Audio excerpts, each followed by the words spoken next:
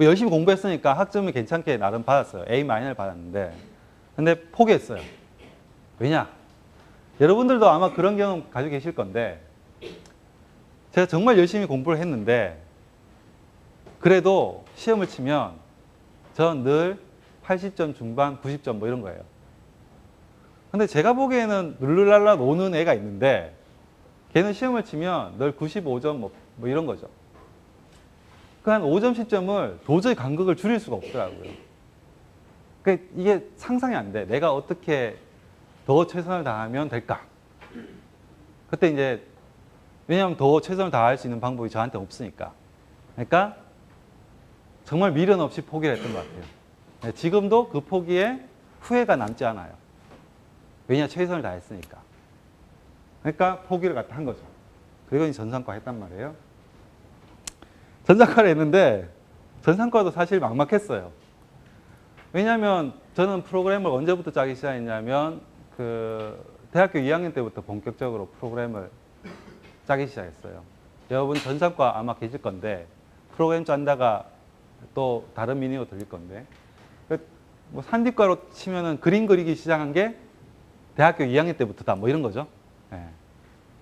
그러니까 뭔가 이렇게 방법이 안 보이잖아요. 혼자 해서 뭐 이렇게 잘할 수 있는 방법이. 그러니까 동아리에 자원했어요. 스스로. 예. 제가 대학교 1학년 때 동아리에 찾아다니지 않았거든요. 그리고 선배들한테 엄청 물었어요. 모르니까. 그리고 그때는 늘 밤새워서 프로그램을 짜고 밤새워서 동아리에 남고 그랬죠. 그래서 막 새벽 3시 정도까지 있는 거는 일도 아니었죠. 늘. 제 인생은 늘 그랬었는데 대학교 한 3, 4학년 때까지. 그러니까 이제 뭔가 이렇게 조금씩 좋아지잖아요. 그리고 처음 시작할 때는 또 이렇게 실전 경험을 해야 되니까 과외 같은 아르바이트는 거의 안 했죠. 왜냐하면 실전을 일단 뛰어야 능력이 늘어나는 거니까. 그러니까 처음에는 뭐 지금이랑은 또 다르죠. 왜냐하면 지금 10만 원과 뭐 20년 전 10만 원 또 다르긴 하지만 하여튼 월 10만 원 주는 아르바이트도 프로그램 아르바이트면 했던 거예요. 왜냐? 그걸 해야 실력이 느니까. 그런 걸 갖다가 막 한 3년쯤 하니까 후배들이 저를 이제 슈퍼 프로그래머라고 부르기 시작했어요. 근데 사실 생각해보면 지금 제가 생각해봐도 프로그램에 재능이 있는 건 아니거든요. 근데 열심히 하니까 뭐 되는 거죠. 그리고 그걸 한 3년쯤 하니까 되는 거예요.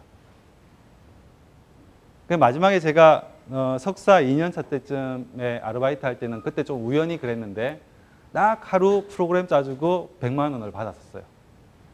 예, 처음에 이렇게 지지부진하죠. 10만 원, 15만 원, 20만 원.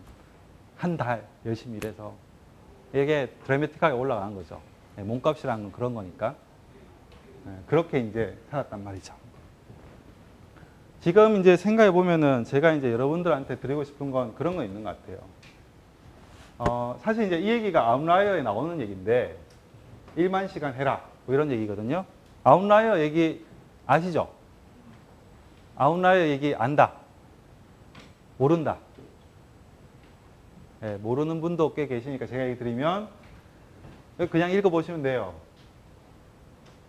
심지어 숙달된 범죄자도 뭐죠? 1만 시간 정도 연습을 해야 세계 최정상급이 된다. 라는 거죠. 근데 요 맥락에 없는 얘기가 있어요. 뭐냐? 적절한 환경에서 라는 게 빠졌어요, 사실은.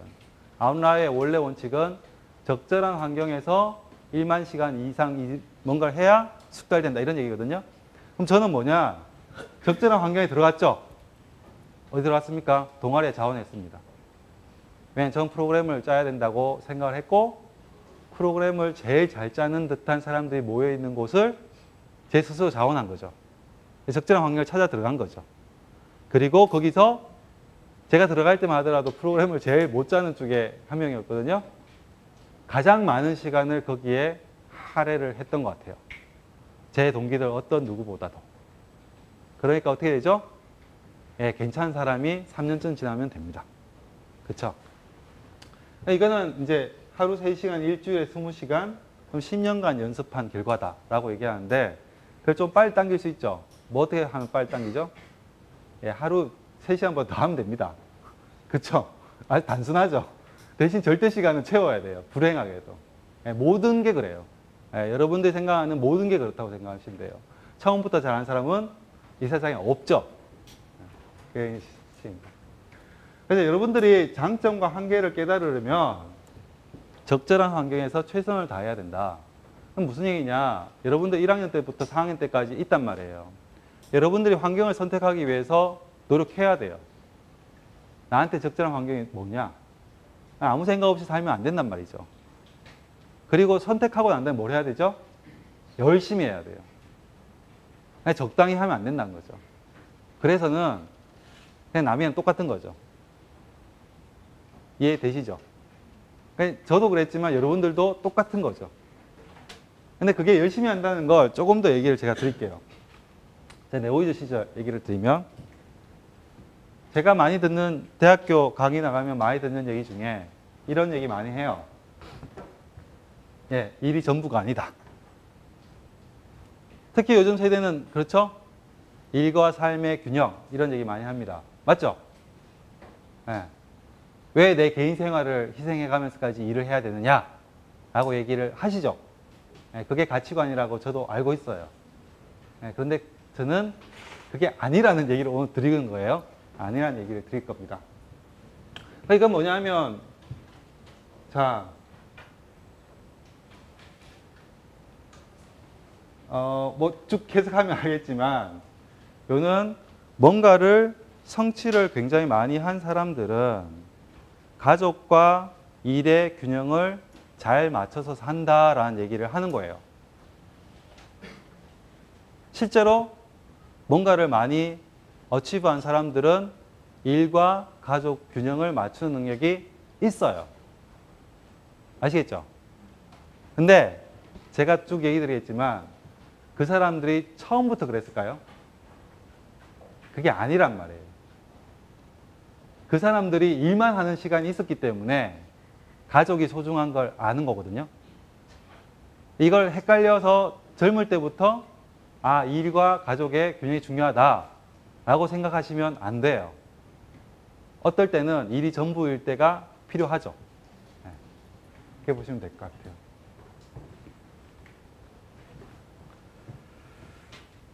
네오이즈 시작은 8명 공동 창업자였는데 저 때만 하더라도 제가 25쯤인가? 20대 중반쯤이었어요. 네, 중반쯤이었고 경영이 3명, 5명의 개발이었는데 여하튼 뭐 의기투합하고 의사결정 방법 합의한 거는 조금 얘기를 줄일게요. 왜냐하면 뭐 또 재미있는 얘기 또 갈 것 같으니까. 근데 저 때 이제 일을 갖다 한 걸 얘기를 드리면 특히 이제 개발 쪽 5명 같은 경우는 거의 주당 100시간씩 한 1년 반 정도 넘게 일을 했어요. 근데 주당 100시간 1년 반이라는 게 어떤 의미인지 설명을 갖다 조금 드릴게요. 여러분들 법정 근로 시간이 얼마인지 아세요? 아시는 분? 법정 근로 시간. 예? 예? 하루 8시간. 그러면 몇 시간쯤 되죠? 한 40시간에서 44시간 정도 되죠. 40시간 언저리입니다. 그러면 생각해 보세요. 주당 100시간씩 일을 하려면 어떻게 일해야 되죠? 6일 동안, 일단 5일에는 일단 가게 안 나옵니다. 그렇잖아요. 5일에 하면 20시간을 곱해야 되는데 가게 안 나오죠. 4시간씩 일을 하고 어떻게, 예. 적어도 7, 8시간 자야죠. 그래야 일을 하죠. 예. 그럼 어떻게 일을 해야 되죠? 예, 토요일, 일요일 일을 해야 됩니다. 주당 80시간이랑 주당 100시간 차이는 일요일에도 일을 하느냐, 일요일에도 일을 하지 않느냐.